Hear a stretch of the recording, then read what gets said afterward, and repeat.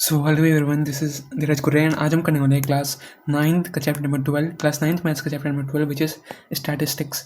तो इसमें है यार, हम ना जो डेटा रहते हैं ना, न्यूमेरिकल डेटा, उसको हम ग्राफ के फॉर्म में रिप्रेजेंट करना सीखेंगे। और ये हमारे लिए इम्पोर्टेंट तब होगा जब हम कोई डेटा कंप्यूटर या फिर लैपटॉप पे इंटरप्रेट करेंगे, या फिर अब अगर आप कोई बड़ा कंपनी खोलोगे तब आप डेटा देखोगे, या फिर अपना बच्चों का नंबर देख सकोगे। तो ये रह यहाँ पे आएगा आपका statistics 12.1 graphical representation of data. तो चलो देखते हैं ये है क्या। Representation of data by tables has been discussed. तो ये जो रिप्रेजेंटेशन है डेटा का टेबल्स के द्वारा ऑलरेडी डिस्कस हो चुका है, किसमें क्लास 8 में हुआ होगा, बट यहाँ पे मेरे को नहीं पता। Now let us turn our attention, लेकिन यहाँ पे जो आने वाला है वो पता है। Let us now turn our attention to the another representation of data. तो दूसरे रिप्रेजेंटेशन ऑफ डाटा को देखते हैं, which is graphical representation. Data को ग्राफिकल रिप्रेजेंटेशन के फॉर्म में कैसे लिख सकते हैं। It is said that one picture is better than 1000 word. कितनी गहरी बात लिखी है कि एक पिक्चर 1000 वर्ड को बता सकता है। Using usually comparison among the individual items are based soon by means of graph. तो यूजुअली ना जो कंपैरिजन है इंडिविजुअल के बीच में, items are based on with mean of graph. मतलब जितने भी इंडिविजुअल्स हैं, आइटम्स हैं, उन सबको ग्राफ के फॉर्म में उनके डेटा को शो किया जाता है। The representation of then becomes easier to understand than actual data. तो जो एक्चुअल डेटा है ना, उसको अगर हम रिप्रेजेंट करें तो काफ़ी आसान हो जाता है उसको समझने में। We shall now study the following graphical representation in this section. तो हम ये फॉलोइंग जो ग्राफिकल रिप्रेजेंटेशन है उसको पढ़ेंगे। पहले bar graph, histograms of uniform width and varying width, और फ्रीक्वेंसी पॉलीगन, ये देखेंगे। चलो सबसे पहले हम देखते हैं बार ग्राफ।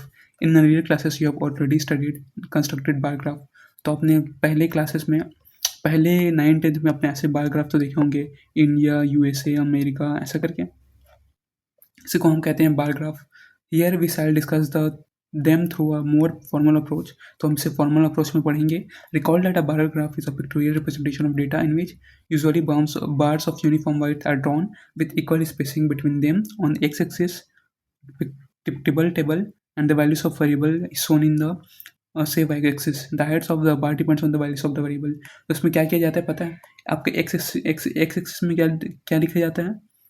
ये यूजुअली मतलब डेटा को रिप्रेजेंट करते हैं, और जो वैल्यूज होता है उसको वाई एक्सिस में लिख दिया जाता है कि 10, 20, 30, 40 ऐसा करके।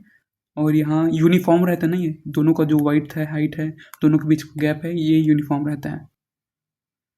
उसके बाद है ठीक, एग्जाम्पल 1। एक एग्जाम्पल से देखते हैं कि ये है क्या।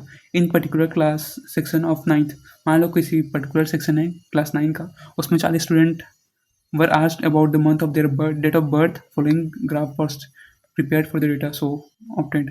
तो 40 बच्चों को पूछा गया उनका डेट ऑफ बर्थ किस महीने में आता है। तो ये जो डेटा है, ये रहा डेटा, उसी को ग्राफिकल फॉर्म में रिप्रेजेंट किया गया है। देखो कितना आसानी से हो गया। टोटल 40 बच्चे थे। इन हाउ मेनी स्टूडेंट्स, तो यहाँ पे दिया गया है how many students were born in the month of November. कितने स्टूडेंट हैं जो कि नवंबर में पैदा हुए हैं। तो आप आसानी से देख के बता सकते हो 4। ये नवंबर और ये 4, कितना 4। उसके बाद है in which month were the maximum number of student born. और कौन से महीने में सबसे ज़्यादा नंबर ऑफ स्टूडेंट बॉर्न हुए थे। देखो किसका वैल्यू ज़्यादा है, अगस्त, कितना 6। Latest called a bar graph is constructed by considering the following example. और एक दूसरा एग्जांपल देखते हैं। एक फैमिली की इनकम है 20,000 at the following expenditure per month under the various leads. और जितने भी नीड्स है ना, उसका उसका कितने खर्चे हैं वो यहाँ पे दिया हुआ है। यहाँ पे हर एक यूनिट 1000 है ना, मतलब 4000, 5000, 2000 यहाँ पे दिया हुआ है। तो इसके कंस्ट्रक्ट करने के लिए बार ग्राफ कैसे बनाएंगे। तो नीचे में वैल्यूज़ को हमेशा वाई एक्सिस पे ज़्यादातर लिखते हैं, और जो डेटा है उसको एक्स एक्सिस में। तो यहाँ पे ये बन गया data, grocery, rent, machine, fuel. और यहाँ क्या रूल्स है, कुछ दिया है क्या, देखते हैं। We draw the bar graph of this data type following the steps. Note that the unit in this second column is 1000 रुपये। मतलब कि जो 4 लिखा है ना, वो यूनिट है किसका, 1000 का। Against grocery means 4000।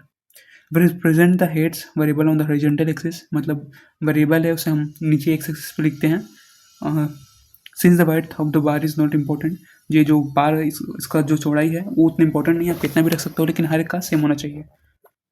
We represent the expenditure on the vertical axis, मतलब कि जो वैल्यू है उसको हम वाई एक्सेस पे लिखेंगे. Since the maximum expenditure is 5,000 we can choose the scale as 180,000. तो देखो पूरा या 5,000 तक है मैक्सिमम, तो हम ऐसे लिख सकते हैं एक यूनिट को 1,000, 2,000, 3,000 मान के यहाँ पे लिखना ज़रूरी है. To represent the first head that is grocery we draw rectangular bar with fight 1 unit and height for them. तो पहला चीज़ है ग्रोसरी, तो उसको रिप्रेजेंट करने के लिए हम चौथे तक एक बार ग्राफ बना सकते हैं. सिमिलरली अदर हेल्स ठीक है कि ग्राफ करके ना सबका ऐसे ही डेटा लिख देना है और आपका बार ग्राफ रेडी हो गया. Here you can usually visualize the relative characteristics of data at glance. तो आप इसको देख के ना तुरंत विजुअलाइज कर सकते हो कि क्या क्या डेटा है ना. Therefore in some ways it is serves a better representation of data than the tabular form. तो इसलिए जो टेबल का फॉर्म है ना उससे अच्छा यही इसको माना जाता है बार ग्राफ को. आपको एक्टिविटी दिया गया है कि continuing with same for group item groups of activity 1 represent data suitable graphs.